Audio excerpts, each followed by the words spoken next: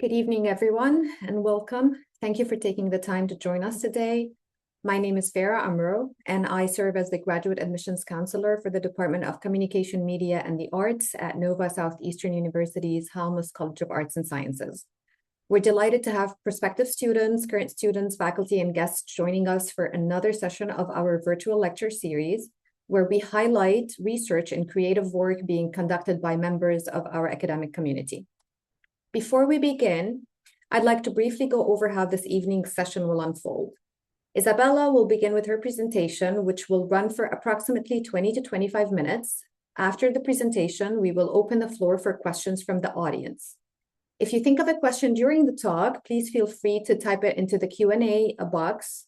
And after Isabella's presentation, any questions related to the research itself or the lecture, Isabella will be happy to answer, and any questions related to our graduate programs in composition, rhetoric, and digital media, or the admissions process itself, we will be happy to answer for you. And speaking of our team, joining us this evening is Mr. Brett McAllister, Director of Graduate Admissions for the Halmos College of Arts and Sciences. We're also very pleased to have Dr. Juliette Kitchens with us tonight. Dr. Kitchens is a professor and the Director of Graduate Studies for the Composition, Rhetoric, and Digital Media programs here at NSU. Dr. Kitchens plays a key role in overseeing the curriculum and academic direction of the program. Brett and Dr. Kitchens, thank you very much for joining us this evening. Happy to be here. It's now my pleasure to introduce tonight's presenter, Isabella Giraldo. Isabella is currently pursuing a Master of Arts in Composition, Rhetoric, and Digital Media at NSU and serves as a Graduate Assistant Coordinator at the Writing and Communications Center. She earned her bachelor's degree in English Literature from the University of Central Florida, and her work explores the connections between archives, objects, and the ways they help shape narratives about our past. As part of our graduate work, Isabella is completing an internship focused on archival and curatorial research through the Mark Hauser Photography Collection at NSU's Farquhar Honors College, where she examines how artifacts and materials carry meaning and memory. Her presentation this evening is titled Bodies, Objects, and Memory: How Archival Practices Tell the Stories of Our Lives. Isabella, thank you for being with us tonight. We look forward to hearing about your work. Please begin whenever you're ready. Thank you so much. So my name is Isabella. I'm a current graduate student in the Composition, Rhetoric, and Digital Media program, also known as CRDM. I'm in my last semester. I'm doing my last class right now, and I'm also going towards the end of my internship / end of project. Today I'll be talking about bodies, objects, and memories, how archival practices tell the stories of our lives. So a little background as to how I came about this area of interest. I did my bachelor's in English literature, so I've always had a curiosity in the teachings of the past and the materials that inhabit those stories. Before entering the program, I had an interest for archival work, seeing it as it was a field in which I could put that curiosity to use. But unfortunately, in South Florida, there aren't that many offerings for that type of work down here. So I had to try to find something else. And that's kind of where I stumbled upon CRDM, seeing that it had areas of studies that involved writing, which was also something that I was super interested in. And it wasn't until I already was in my first semester that I had kind of realized that I can merge those two interests of mine together. So the writing, the research, and the archival practices. So the program, I think it's interesting because the program is advertised as a kind of stepping stool for careers like publishing, teaching, web design, which absolutely it can be. But I think something amazing about this program is that you can kind of delve into so many different interests and niches and have the opportunity to research and study anything that you might be interested in within the field.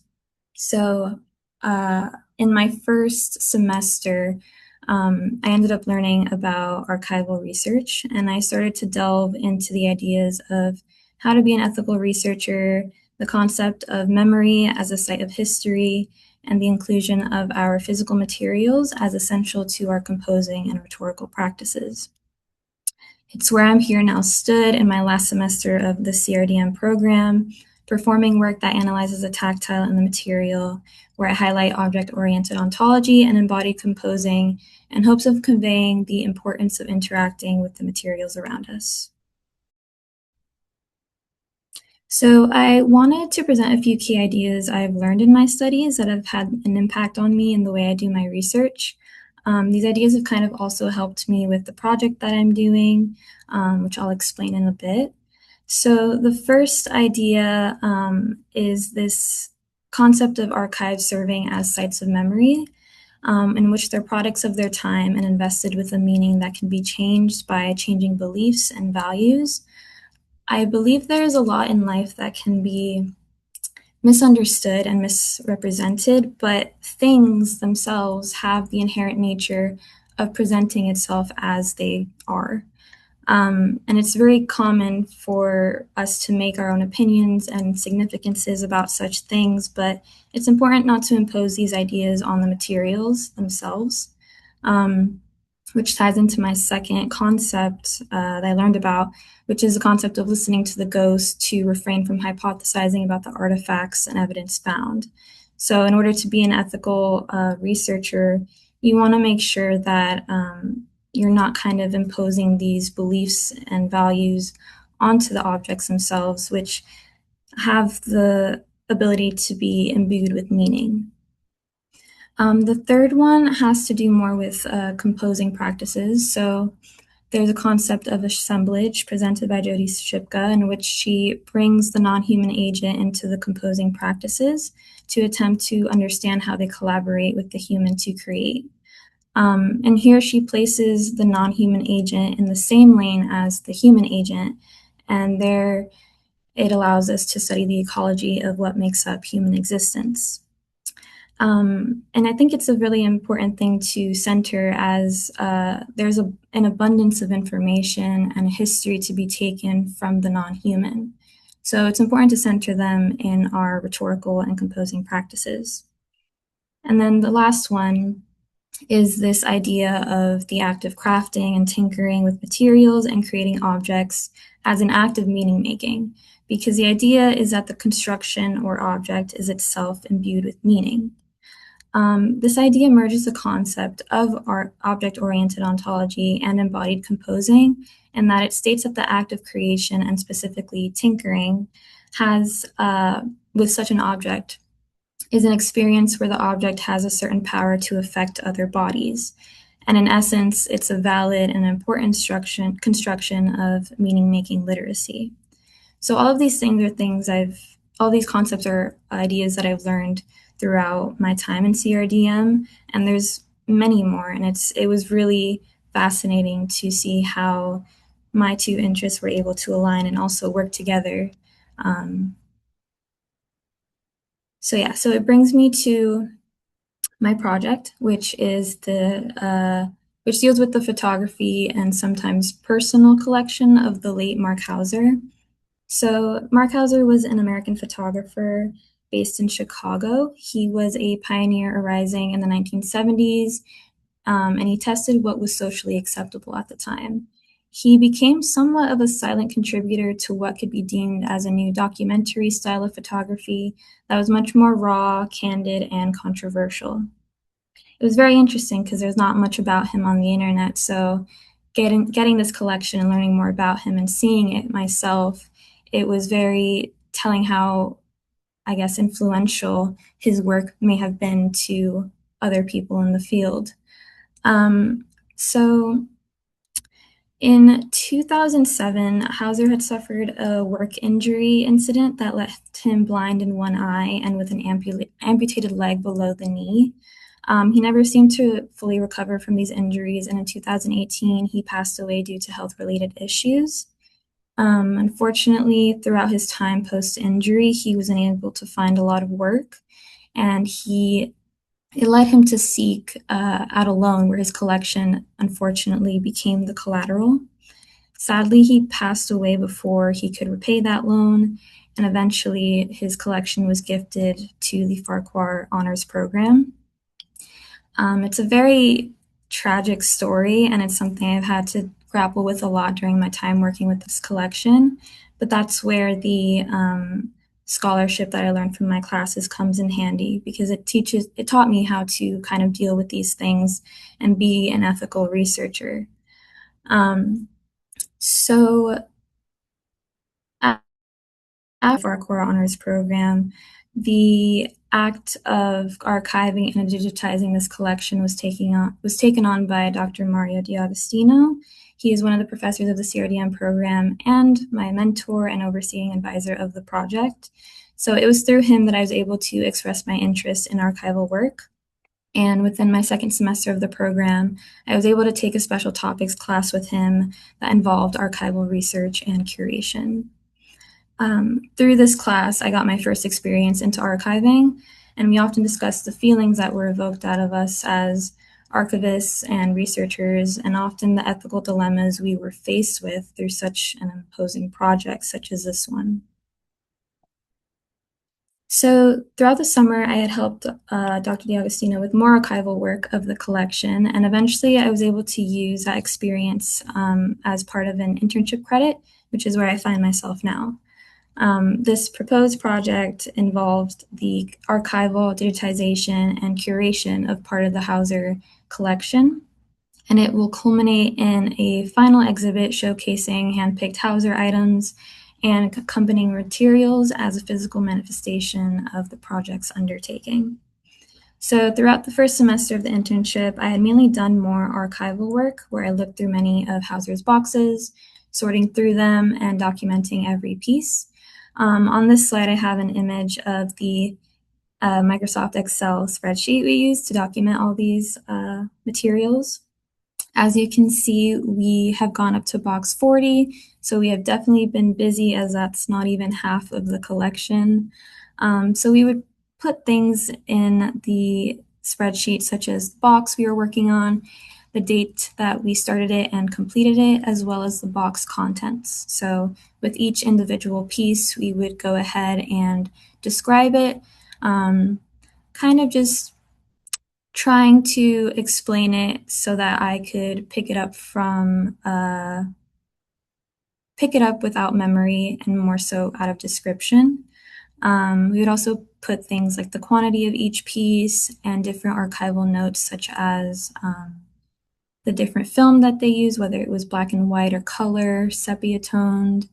And sometimes, although these pieces didn't have much guidance as to where they came from, where they were taken, when, or who the people were, we would sometimes get little signs of life through Hauser's own individual handwriting, kind of telling us little details throughout the way. And then in my second semester, which I'm currently in, I was able to delve into the digitization of some of the pieces that would eventually culminate in my end of project exhibition.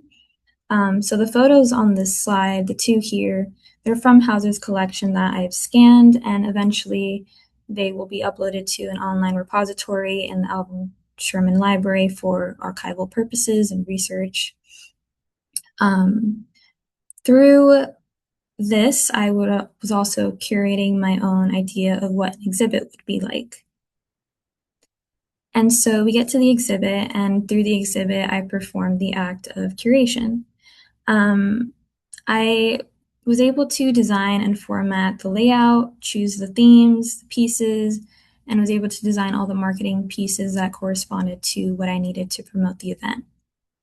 The flyer here is what I made for the exhibit, and the exhibit actually is going to be this Friday, so it hasn't happened yet. I'm still working on it. This week has been just trying to get through everything and finish that up. But I included some photos of the process of hanging up the framed items in this little film strip.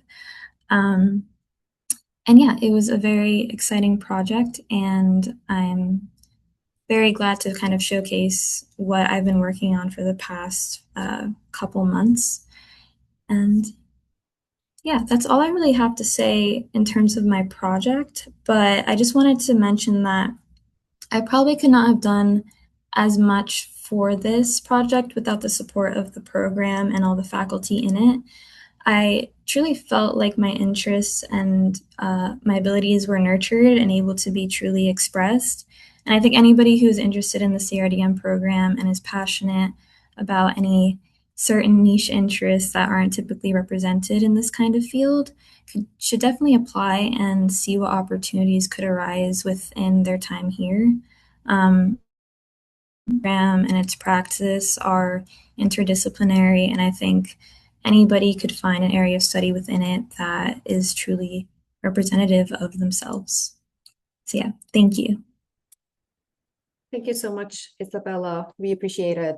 Thanks for your insights and for giving us a deeper look into your research. Before we move on, I'd also like to thank Dr. Janine Morris and Dr. Mario D'Agostino for actually joining us.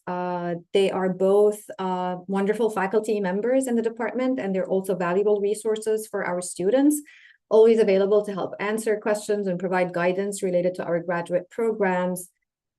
Isabella, while giving people a little bit of time to put in questions, I want to ask you if your relationship with your professors, if it has shaped or affected the type of research that you're doing, and if you could also share with us how the resources such as the Writing Center that you're part of or other opportunities at NSU, how have they supported your academic and professional growth while working on projects like these?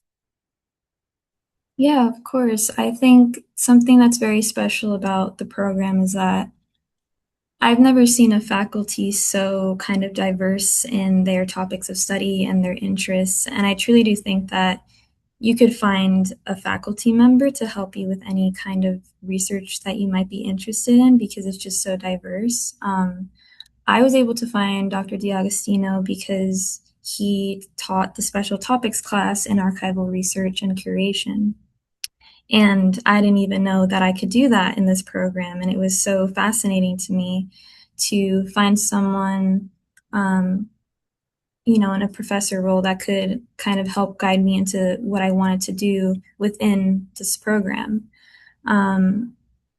It was also very shocking to see how much support I got in what I wanted to do, just because it wasn't something that was typical of people in this program and may have been like the first time it's been done. And still, it has been such an ease to work with everyone to get what I need to kind of facilitate me in anything that I was needed. And especially working at the Writing Center, being so close to the faculty here and how the relationship between the Writing Center and CRDM is so closely knitted together. I was always interacting with everyone here. So I knew everyone's name, they knew mine. And so there wasn't any type of barrier between me asking for help or assistance. And yeah, it's been really amazing. I am surprised that they've given me so much freedom to do these types of things. And even with just getting the space for the exhibit, was very supportive. So yeah. Thank you, Isabella. I have a comment and a question to you. Bella, what a great project. Can you share what's been the most surprising part of the project and doing this work? Yeah, I think the most surprising thing about it has been kind of what it's taught me, because I've never dealt with an archival collection before, especially in the manner in which this was brought to us and also the content of it. I think I learned a lot about history through his work. You know, he was active throughout the 1970s to 90s, even the early 2000s. But he really told a story throughout, through his pieces. And I was surprised that nobody knew about him. And I was surprised that you could immortalize celebrities and work with such giant companies and still be forgotten, if not for, these pieces that were brought to us. So I really tried my best to kind of keep that in the back of my mind of like, no matter what I may feel personally about these pieces, because there's always a human reaction to everything. I think first and foremost, I wanted to honor the artist that he was and the fact that this collection wasn't given to us by him, but rather by circumstances out of his reach. And I think it was just the most important thing to me was trying to be ethical with his work and giving it the space to be celebrated and showcased so that people know more about it and how to be alive. Isabella. Another question is, if you had all the time and resources in the world, where would you like to see the project go? I would love to do a full digitization project with this. It's kind of been hard to do that as we don't have like scanners for such big pieces or just the resources for it because there's a lot of content in this collection. But I would love to be able to create like its own archival spot online where it's kind of immortalized, on the digital space at least.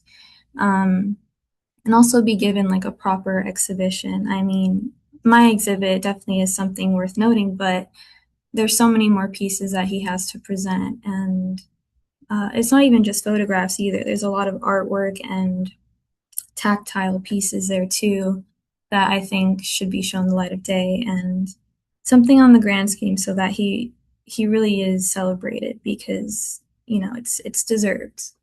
So Isabella, I know you said that you try to be as ethical as possible when you're doing this research. What challenges do researchers usually face when they're interpreting historical artifacts without imposing modern assumptions or personal assumptions on them?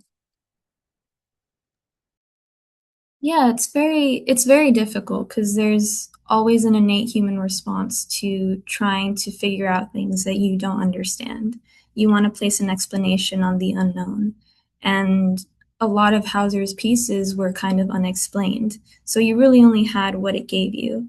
And in some aspects, that's a good thing. In other aspects, it gives you more leeway to be more direct in how you feel about it and more it has the ability to be more divisive as well. But I've tried to kind of put my biases aside because it was the 70s and 90s. There are probably some things that, wouldn't be looked at in the same regard as to now. But I had to kind of put that aside and try to think about the time it was in and also just the idea of not having to explain it at all. Sometimes pieces are what they are, they're presented as they're given to you. And sometimes you just have to take that as it is, especially with Hauser having the background on him. And he was someone who really challenged the narrative back then with his pieces. I mean, a lot of them I can't really put up because, there's a lot of nudity and, all this content that probably isn't suitable for school standards. But it's important work because it drives the narrative for future artists, for future photographers, and also people who are interested in capturing periods of time. So yeah, just trying not to always have an answer for everything and just letting kind of the material speak for itself without imposing any biases on it that are probably not even true or, don't need to be. Isabella, a lot of our audience is prospective applicants who are probably interested in the program. They're thinking if this is the right thing for them, the right program for them or not. What advice do you give someone who is thinking about this program, and what areas should they work on before applying from your experience?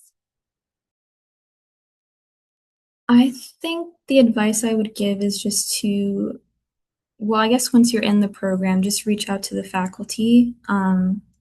They've been so helpful in providing resources or guiding you to those resources. I didn't even know I could get a job at the Writing Center until my first day at orientation when Dr. Kitchens was able to get me in contact with the director.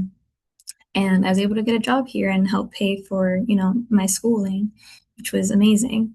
Um, I think if you're thinking of applying, definitely be prepared to deal with uncomfortableness because this is a program that's very theory centered and it deals with, kind of the communication between humans and what kind of goes into the processes of composing and all of those things. And I cannot agree with, but I think it's crucial that you keep an open mind and also have uh, have an affinity for reading because there's a lot of readings. But they're very interesting and they teach you a lot of things that you probably would have never thought of yourself. So, yeah. Thank you so much, Isabella. Before we conclude, and since we don't have any more questions, I just want to briefly talk to the applicants about the program. I just want to let everyone know that highlight the graduate programs actually that are offered in the Department of Communication, Media, and the Arts. We do offer a Master of Arts in Composition, Rhetoric, and Digital Media, a PhD in it, and as well as a track, which is an accelerated MA plus PhD pathway for students who wish to continue directly into doctoral studies. And these programs provide students with the opportunity to develop advanced skills in writing, rhetoric, digital media, and research, while working closely with supportive faculty mentors. Students benefit from small class sizes, meaningful research opportunities, and hands-on experiences that prepare them for careers in academia, publishing, media, communication, and many other fields. And for those who are passionate about writing, storytelling, research, and digital communication, these programs offer a collaborative and intellectually engaging environment where students can grow both academically and professionally. Finally, and as we bring tonight's session to a close, I would like to thank Isabella very much for such an informative presentation. And I would like to also thank Dr. Kitchens, Dr. Morris, who had to run to class, actually, that's why she left us, Dr. Agostino for being here tonight, for their time and for their support. And if you would like to learn more about our graduate programs in the Department of Communication, Media, and the Arts, and about the application process, we will be hosting a virtual open house on Thursday, April 2nd at 12:30 p.m. Eastern Time. It's a 1-hour session, which will give you the opportunity to learn more about the master's, the doctoral, and the MA plus PhD programs that I just mentioned. Meet faculty, ask additional questions about the curriculum, the research opportunities, and the admissions process. You should have received an email about this event, but if you have not, then we will be sending the registration information following this event in the next couple of days. And we highly encourage you to register and attend. Thank you again for joining us tonight. Brett, would you like to say anything before we close? Just thank you, Isabella, so much for willing to talk to us. I know how busy our students are, especially getting towards summertime and everything. So thank you very much. Ms. Farah, thank you much for organizing all of this. Very excited to see everybody else, around campus, and I hope we get to see everybody soon. Have a great night. Great. Have a wonderful evening, everyone. Bye-bye. Bye. Thank you. You're welcome. Bye.